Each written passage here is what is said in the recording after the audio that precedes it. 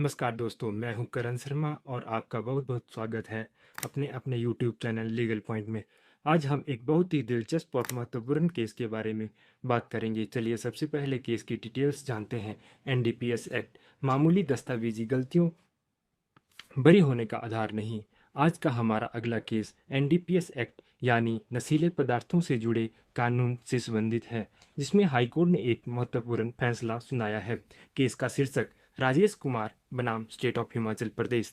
Case number criminal appeal number 397/2022। फैसले की तारीख 27 अगस्त 2025। जज माननीय श्री जस्टिस विवेक सिंह ठाकुर और माननीय जस्टिस विपिन सिंह नेगी।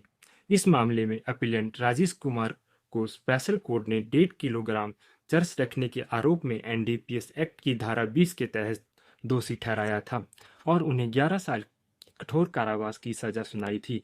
अपीलेंट ने अपनी सजा को हाई कोर्ट में यह कहते हुए चुनौती दी कि केस के कई विरोधाभास हैं, जैसे एनसीबी फॉर्म में एफआईआर नंबर से छेड़छाड़ की गई, स्वतंत्र गवाह मुकर गया और एफएसएल रिपोर्ट में सील का विवरण गलत था। हाईकोर्ट के डिवीजन बेंच ने इन सभी दलीलों को खारिज कर दिया और कहा कि ये केवल मामूली लिपिकीय त्रुटियां थी, जिन्हें अभियोजन पक्ष ने संतोषजनक ढंग से स्पष्ट कर दिया था। कोर्ट ने पुलिस गवाहों के बयान को विश्वसनीय मानते हुए अपीलेंट की अपील खारिज कर दी और सजा को बरकरार रखा। Legal points involved in this case. पक्षद्रोही स्वतंत्र गवाह। कोर्ट ने स्थापित कानून को दोहराया कि यदि कोई स्वतंत्र गवाह अपने बयान से मुकर जाता है तो भी उसकी गवाही पूरी तरह से खारिज नहीं की जाती है। उसकी गवाही का वह हिस्सा जो विश्वसनीय है और अन्य सबूतों से मेल खाता है उसे मुकदमे में इस्तेमाल किया जा सकता है।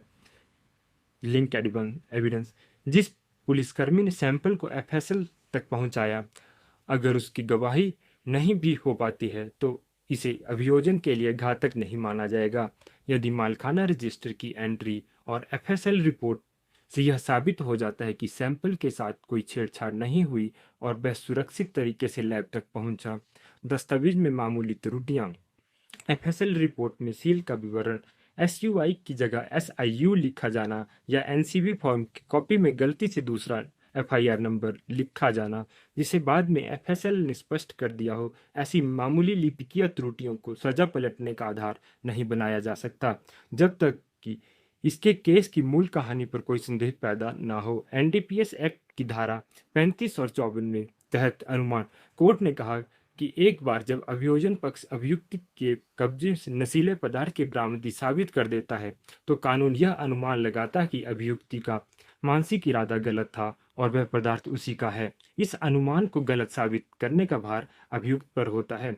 हाईकोर्ट ने अपीलेंट राजेश कुमार की अपील को खारिज कर दिया और स्पेशल कोर्ट द्वारा दी गई 11 साल की सजा और 1,10,000 रुपये के जुर्माने को बरकरार रखा।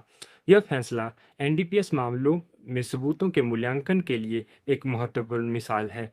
आपकी इस पर क्या राय है, हमें कमेंट में बताएं और ऐसे ही कानूनी विश्लेषण के लिए लीगल पॉइंट को सब्सक्राइब करना ना भूलें और हाँ, बेल आइकन जरूर दबाएं।